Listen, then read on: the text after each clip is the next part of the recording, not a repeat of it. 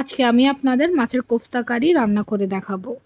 যে কোনো দাওয়াতের টেবিলে যদি এই মাছের কোফতা কারি থাকে, বিশ্বাস করেন কেউ মাংসের আইটেম ধরেও দেখবে না, সবাই এই কোফতা দিয়ে খেয়ে উঠে যাবে।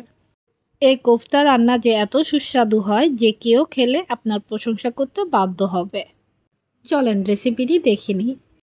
কোফতা কারি বানানোর জন্য আমি কাতলা মাছ ব্যবহার করছি। আপনারা চাইলে আপনাদের পছন্দ মতো যে কোনো মাছ ব্যবহার করতে পারেন। এখন মাছ মেরিনেশনের জন্য পরিমাণ মতো লবণ নিয়ে দিলাম, সাথে হাফ চামচের মতো হলুদের গুঁড়ো দিয়ে হাতের সাহায্যে খুব ভালোভাবে ডলে ডলে মেখে নিব। এতে করে মাছের গায়ে খুব ভালোভাবে লবণ হলুদ লাগবে এবং লবণ হলুদও খুব ভালোভাবে মাছের গায়ের ভেতর প্রবেশ করতে পারবে। এখন আমি 10 মিনিটের জন্য মাছগুলো রেস্টে রেখে দেব, এতে করে মাছ ভালোভাবে মেরিনেট হয়ে যাবে। এখন চুলায় একটি প্যান বসিয়ে নিলাম, এতে পরিমাণ মতো তেল দিয়ে নিলাম। তেল ভালোভাবে গরম হয়ে আসলে আগে থেকে ম্যারিনেট করা মাছের পিসগুলো দিয়ে দিব। মাছ ভাজি করার ক্ষেত্রে একটা বিষয় লক্ষ্য রাখবেন, কোনোভাবে মাছ কড়াকড়িভাবে ভাজি করবেন না, এতে করে কোফতার স্বাদ ভালো আসবে না। খুব অল্প আঁচে মাছের দুপাশ খুব ভালোভাবে ভেজে নেবেন। যখন দেখবেন মাছের উপরে হলদে ভাব চলে এসেছে, ঠিক এ পর্যায়ে আমি মাছগুলো প্যান থেকে উঠিয়ে নিচ্ছি। মাছ ভাজির পরে মাছের ভেতরে যে কাঁটা আছে সে কাঁটাগুলো আমি হাতের সাহায্যে খুব ভালোভাবে বেছে নিচ্ছি। কাঁটা বের করে নেওয়ার পরে মাছ দেখতে কিছুটা এরকম লাগবে। এখন আমি এক মুঠো ভর্তি পেঁয়াজ কুচি দিয়ে দিব। 1 চামচ উঁচু করে রসুন বাটা, 1 চামচ থেকে একটু কম আদা বাটা, হাফ চামচ হলুদের গুঁড়ো, হাফ চামচ জিরের গুঁড়ো, হাফ চামচ লাল মরিচের গুঁড়ো, হাফ চামচ থেকে একটু বেশি মাছের মশলা দিয়ে খুব ভালোভাবে সমস্ত মশলাগুলো হাতের সাহায্যে মেখে নিব। যখন মশলাগুলো মাখবেন দেখবেন খুব সুন্দর ঘ্রাণ বেরোচ্ছে মাছ থেকে, মনে হচ্ছে এখনই খেয়ে ফেলি। এখন আমি 1 টেবিল চামচ পরিমাণ কর্নফ্লাওয়ার গুঁড়ো দিয়ে দিব। এতে করে কোফতাগুলো যখন তেলে ভাজি করবেন কোনোভাবেই কোফতা ভেঙে যাবে না বা খুলে আসার সম্ভাবনা থাকবে না। অনেকেরই প্রশ্ন থাকে, আপু কোফতা বানাই কিন্তু কোফতা তেলে ভাজি করার সময় খুলে আসে।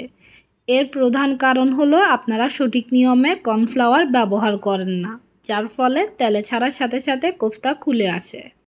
এখন আমি হাতের সাহায্যে কোফতাগুলো গোল গোল আকৃতি দিয়ে নিলাম। কেউ চাইলে লম্বাতে বা চ্যাপ্টা আকৃতি দিতে পারেন। ঠিক একইভাবে আমি সম্পূর্ণ মাছের মিশ্রণ দিয়ে গোল গোল কোফতা বানিয়ে নিলাম। মাছ যে তেলে ভাজি করেছিলাম ঠিক একই তেলে আমি মাছের কোফতাগুলো এপিট ওপিট খুব ভালোভাবে ভেজে নেব। এক্ষেত্রে খুবই আলতো হাতে মাছের কোফতাগুলো নাড়তে হবে, তা না হলে মাছের কোফতা ভেঙে যাবে। আমি খুব ভালোভাবে মাছের কোফতাগুলো দুপাশ ভেজে নিয়েছি। একই তেলে আমি হাফ কাপ পরিমাণ পেঁয়াজ কুচি, 3-4টা কাঁচামরিচ কুচি দিয়ে খুব ভালোভাবে কিছুক্ষণ ভেজে নেব, যতক্ষণ পর্যন্ত না পেঁয়াজে হালকা বাদামি বর্ণ আসছে। এখন আমি 1 চামচ পরিমাণ রসুন বাটা দিয়ে আরও কিছুক্ষণ ভেজে নেব, এতে করে রসুনের কাঁচা গন্ধ চলে যাবে। যখন পেঁয়াজের মিশ্রণ থেকে তেল ছাড়া শুরু করবে ঠিক এ পর্যায়ে আমি হাফ কাপ পরিমাণ টমেটো কুচি দিয়ে দিলাম। কেউ চাইলে টমেটো বাটাও ব্যবহার করতে পারেন, তবে সেক্ষেত্রে হাফ কাপের চেয়েও একটু কম ব্যবহার করবেন। পরিমাণ মতো লবণ, হাফ চামচ থেকে একটু কম লাল মরিচের গুঁড়ো, হাফ চামচ থেকে একটু বেশি রাঁধুনি মাংসের মশলা গুঁড়ো দিয়ে খুব ভালোভাবে কিছুক্ষণ ভেজে নিব, যতক্ষণ পর্যন্ত না মশলা থেকে সম্পূর্ণ তেল আলাদা হয়ে আসছে। যখন দেখবেন মশলা থেকে তেল ছাড়া শুরু করেছে ঠিক এই সময় আমি হাফ কাপ পরিমাণ পানি দিয়ে দিব। এতে করে সম্পূর্ণ মশলাগুলো আরও কিছুক্ষণ খুব ভালোভাবে কষে আসবে। এখন একটি ঢাকনার সাহায্যে আমি 5 মিনিটের জন্য ঢেকে দিব। 5 মিনিট পরে ঢাকনা উঠিয়ে 3টা এলাচি, 1 ইঞ্চি পরিমাণ একটি দারচিনি, একটা তেজপাতা আমি মাঝখান থেকে কেটে 2 ভাগ করে নিয়েছি, তা দিয়ে খুব ভালোভাবে কিছুক্ষণ ভেজে নেব। যখন মশলাগুলো সম্পূর্ণভাবে ভাজা হয়ে যাবে ঠিক এ পর্যায়ে আমি ঝোলের জন্য 1.5 কাপ পরিমাণ পানি দিয়ে দিলাম। যখন দেখবেন ঝোলে বলক ওঠা শুরু করেছে আগে থেকে ভেজে রাখা কোফতাগুলো দিয়ে দিব। এখন 10 মিনিটের জন্য ঢাকনা দিয়ে অল্প আঁচে রান্না করে নিলেই প্রস্তুত হয়ে যাবে মজাদার কোফতা কারি। এখন একটি বাটিতে আমি পরিবেশন করে দেখাচ্ছি। কোফতা দেখেই বুঝতে পাচ্ছেন আমার কিন্তু একটা কোফতাও ভেঙে যায়নি। এরকম মজাদার কোফতা কারি দেখে আমি আর লোভ সামলাতে পারলাম না, একটি প্লেটে ভাত নিয়ে বসে গেলাম।